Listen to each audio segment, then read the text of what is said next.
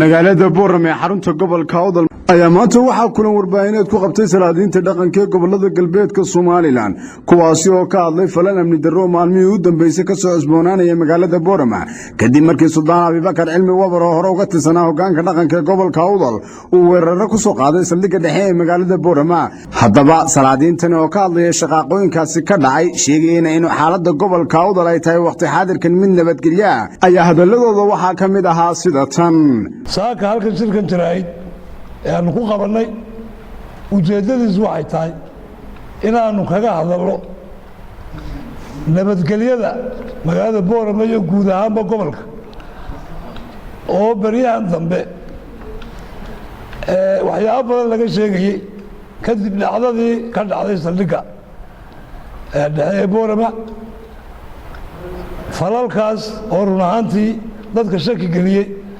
ayaa waxaan u sheegaynaa maanta bulshada Awdal iyo bulshada reer Somaliland inaanan marnaba annagu haddaanu dhaqankii nahay aanan u dulqaadanin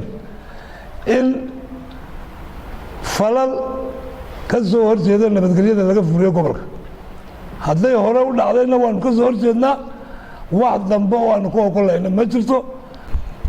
dadka ku mashquulsan inay fadqalalo iyo nabadgelyo darro ka abuuraan gobolkan inaan marnaba loo dulqaadan karin shacabkuna meel uga soo wada jeedsanay tii hore u dhacday na waanu cambaareynanaa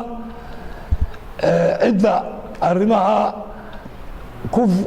ku foojiganna waxaan leenahay ha ka waantoobaan ayaa baryahan waxaa lana weydiinayay su-aalaha leh xagga nabadgelyada waxaan u sheegaynaa nabadgelyada inay caddahay warkeegu in nabadgelyada ay sugan tahay inay wanaagsan tahay waxaan ugu baaqaynaa cid kasta oo nabadgelyada looga baqaya dhibaato inay geliso inay iska ilaaliso nabadgelyada magaalada inay aad iyo aad iyo iska ilaaliso waddanka waxaan leenahay ma ogolin in ay nabadgelyo darro ka timaado halkan ma ogolin raallina kama nihin hadday shakhsiyaad ku hawlan ay jiraan